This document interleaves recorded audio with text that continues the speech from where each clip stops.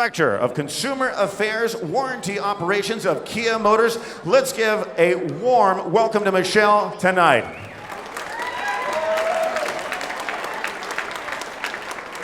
Thank you so much.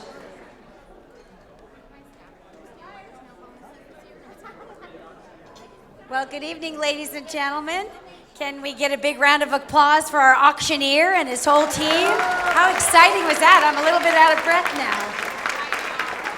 I'm so proud to be here on behalf of Kia Motors America as the presenting sponsor for this evening. Some of you may have been here last year and know that we were also the presenting sponsor last year. And our road to this sponsorship is sort of an interesting one. Kia Motors has a number of core values, one of which is globality. And by having that core value, it reminds us all to give back to our communities. And we try to be respected corporate citizens. And the company made an announcement. They were going to give a certain amount of money to a charitable organization of our choice, the employees. And so for 2 years in a row, the American Cancer Society has been the #1 voted charitable organization for that charitable grant.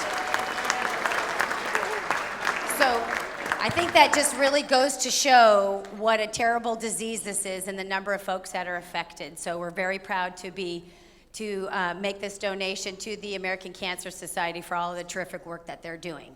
So without further ado, I would like to read the script that I have here that's been given to me. I have to catch up though. Nobody's been turning the pages. It's time to introduce our corporate honoree. And where is he? He's here somewhere. Come on up here. Everybody please give a big round of applause for Charlie Dunlop. If I have to stand up here, you have to stand up here. Okay, so this year, the American Cancer Society and the Board of Ambassadors identified Mr. Charlie Dunlop as being an outstanding candidate for this award. Since founding of Ambry Genetics in 1999, Charles L.M. Dunlop, we wanted to make sure you knew his full name, the president and chairman, has been driven by the singular vision to make genetics a more empowered, collaborative science in order to help fulfill the promise of the human genome and for people to live healthier lives. Mr. Dunlop is now himself in remission after being diagnosed with stage 4 cancer.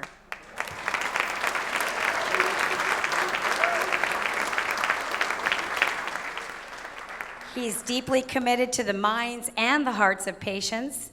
In addition to understanding that access to information is just as important as quality science, he continues to pursue ideal treatment options for patients. He's also a local boy in terms of his education. He's a graduate of the University of California at San Diego. He had concentrations in biology, mathematics, physics, economics, and lastly, history. There you go.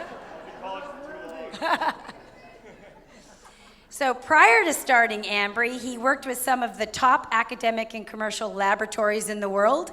He's a self-described lab rat, is that true? I'm a lab rat, all the way. Including Scripps Research Institute in La Jolla. In 2015, just last year, he was the recipient of Ernst & Young's Entrepreneur of the Year Award. Pretty big, Charlie.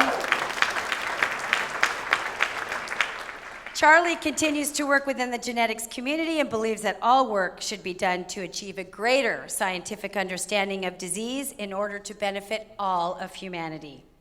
I am very, very honored to present the 2016 Corporate Honoree Celebration of Life Award to the President and Chairman at Ambry Genetics, Mr. Charlie Dunlop.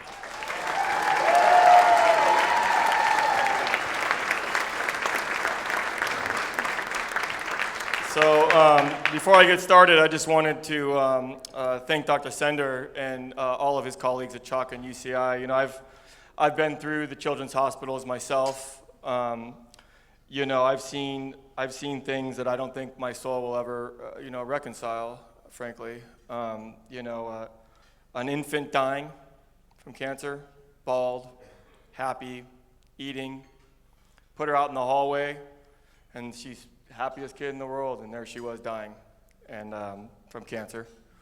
Seen a father holding his child that I diagnosed, actually, my company diagnosed with surfactant deficiency, not cancer.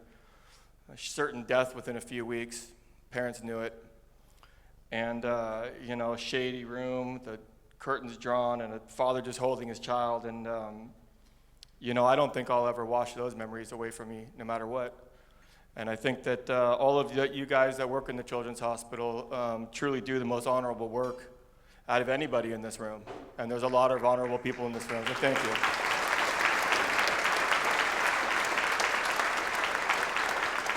So, my career at Ambry, instead of going to graduate school, I started Ambry. I was 25 years old, which in hindsight seems a little bit insane.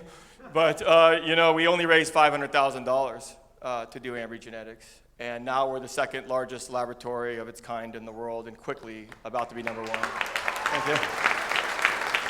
With no funding, with no additional funding, we simply worked tirelessly.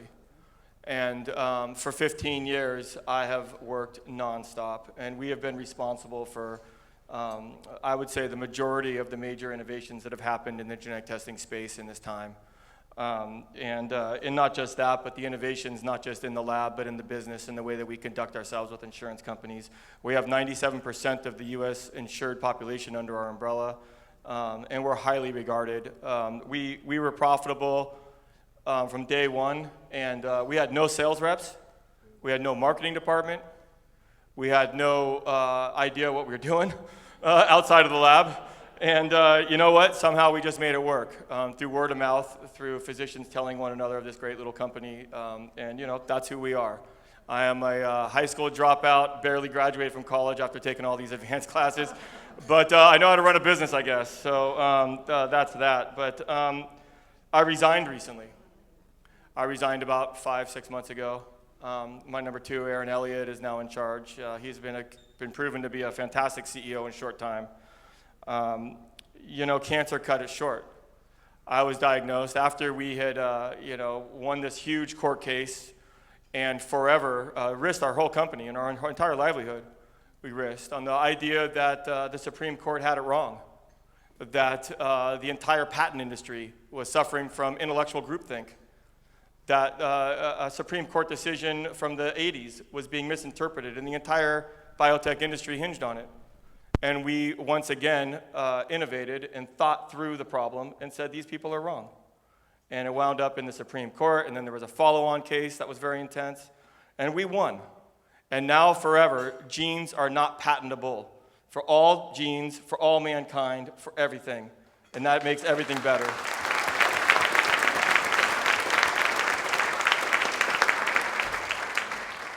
So I was diagnosed with stage 4 prostate cancer at 42 years of age, right at the same time, right afterwards. And I had my first child right at the same time, for like a 6-month period of time. And everyone always asks me, and I moved to Hawaii to try to relax and everything. After chemotherapy, I had no hair and all that. I looked like a skeleton. And everyone's always asking me, what changed? Oh, your kid must have changed you, or what? Dude, I don't even know. So much stuff happened so quickly. But, for a year or so, I wanted to keep the CEO title, and Aaron was kind of doing double duty, covering for me, because I wanted to amass a bunch of data and give it away.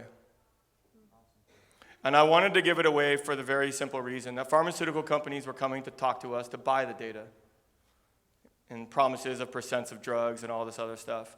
And I thought about it very basically. That, right, everyone can peg me as a businessman or whatever, a surfer, whatever you want. But you know what? In my heart, I'm a scientist. And being a scientist means you're the kid in the village who wants to help people. You want progress. When other types of psychology are in charge, things like the Dark Ages happen. Things that don't make sense happen. Right? I got in this because I wanted to push the needle forward. Whatever that means. cures, forward. There's only 2 companies in the world that have enough statistical power to make a difference in this game. And the other guys, trust me, they're not going to share their data. So I said, you know what, instead of taking all that money, I'm going to give the data away because, you know what, I'm in this to move the needle forward. And if, right? Thank you.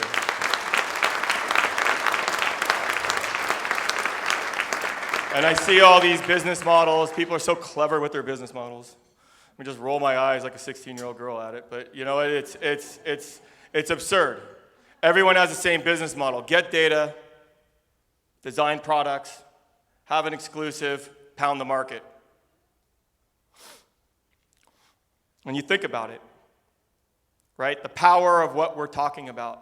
We're talking about ending human disease. Is the greed of a very few worth that? I would venture that it's not even a close question. It shouldn't even be addressed.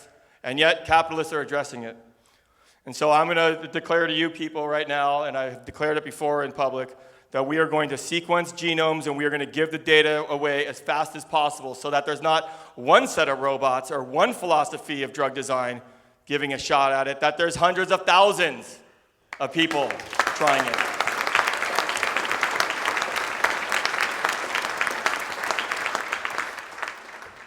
So Mark Zuckerberg gave $3 billion this week to, what's that? Sorry, someone said something. Whatever, from Facebook guy. He's a billionaire guy if you guys don't know. But he gave away a bunch of money to try to cure all disease, which I just was so stoked on because I've been saying this for about 2 years now, that now that things are starting to become affordable, with exomes and genomes are starting to become really, truly doable, you know, all of the information for all of these diseases is going to start to be right at our fingertips, right? It's the DNA evolution is going to change everything, right? It's a basic psychology of humans. Once you know what a problem is, you can try to fix that problem. And to date, we haven't really known what the problems are. Not really. We kind of have general ideas. It's liver cancer. It's whatever. It's surfactant. We don't really know. Now we're starting to know. And when we start to know and we can target things molecularly, we can change, we can fix, we can cure. And you think about it, right? You think about the historic nature of this, right? In our American empire, and the enlightened society that created all of this, and the thinking of in France and in early America, the basic ideas that people had, that we're all created equal, right? There's not lords and feudalism. We're all in this together as a village of citizens. And you start to think about the great things that this psychology and this way of thinking has produced. Flight, light bulbs, radio, well, maybe not radio, but other things. Advances in medicine, all sorts of stuff, right? Computers, right? The biggest single thing that some kid 2,000, 3,000 years from now, some historian will be looking back at all this. The way we look back at the steps of, the steps of philosophy in Greece, or we look back at the militarism and organization of Rome, or we look back at the Renaissance in Italy. We look back at special moments in history that the best of the culture rose at those times. And the best of the American culture is the invention, the ability to think, the ability that all of us can achieve. And that creates people tinkering in their workshops, creating things. People in their labs working through things. People investing in things. Things like class don't matter that much. We're all able to achieve here, all of us. And it's created these beautiful things. But I would venture that one day when people look back, all of these things, from flight to light, they'll all look the same. Computers, they'll all look like one invention. But people will always remember the end of human suffering. That'll stand apart. That'll be America's gift. That'll be what we're remembered for. All of our efforts, that'll be the historical footnote. Sure is not going to be the invasion of Iraq.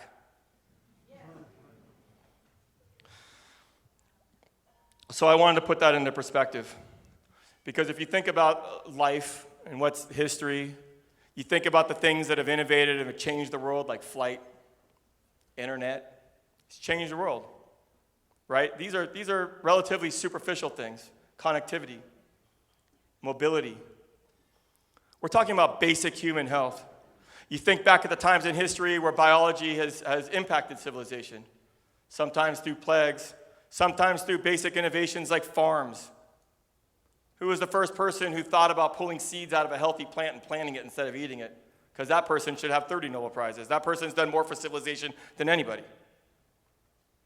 And now we're talking about touching that again, a basic level, biology. No more suffering. That's what's on the table. And with all the knowledge of all the DNA, that's what we're talking about here. We're not talking about business models. We're not talking about whatever. We're talking about something so profound that none of us could fully anticipate the ramifications of it. Higher IQs, people living longer, no one suffering, people forgetting what it's like to have an infant die. This is upon us. So let me just declare it. It is now upon us. The beginning of the end of human disease is upon us. Because we're going to know what the problems actually are, and we're going to be able to do something about it. So anyway, thank you.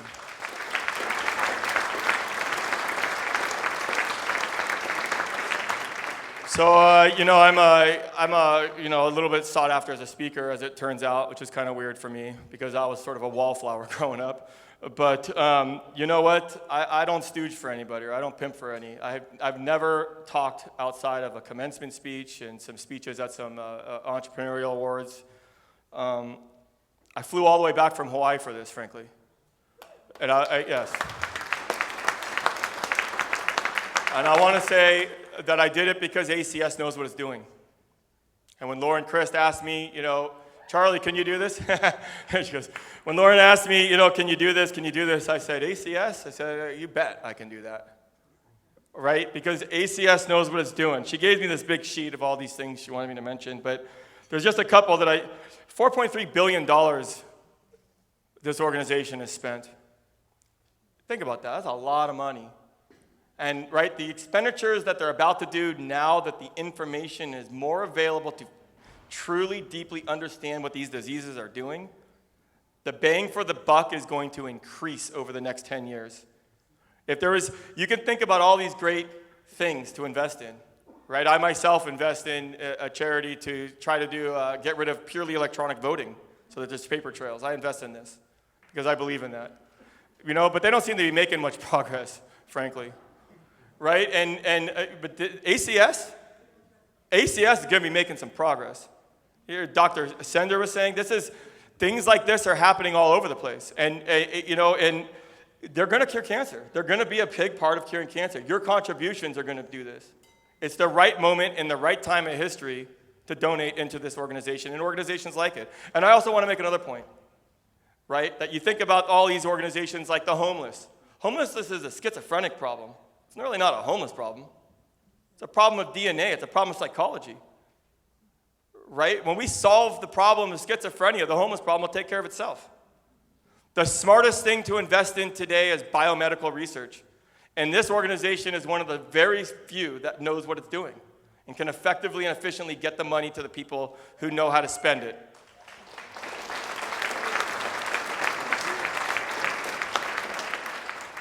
So anyway, I just want to wrap up with that. And thank you for your contributions. Thank you for your time. And you know what? Let's cure disease. Once cancer is cured, I want all of you guys to start looking at spending your money into other diseases you haven't heard of. Diseases that haven't touched you. Right? Or maybe they have, but probably they haven't. Because all suffering is equivalent, roughly. Bad suffering sucks. Trust me, I know. I just went through chemo and I'm still on hormone therapy. Let's cure disease, all disease. And let's start with cancer.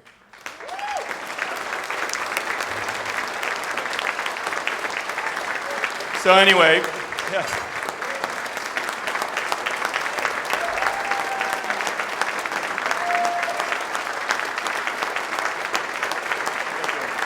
Thank you. So anyway, that's the end for me here. Other than to say, I am a cancer patient. But next week, I become a cancer survivor. I'm have my last hormone treatment next week. But thank you all.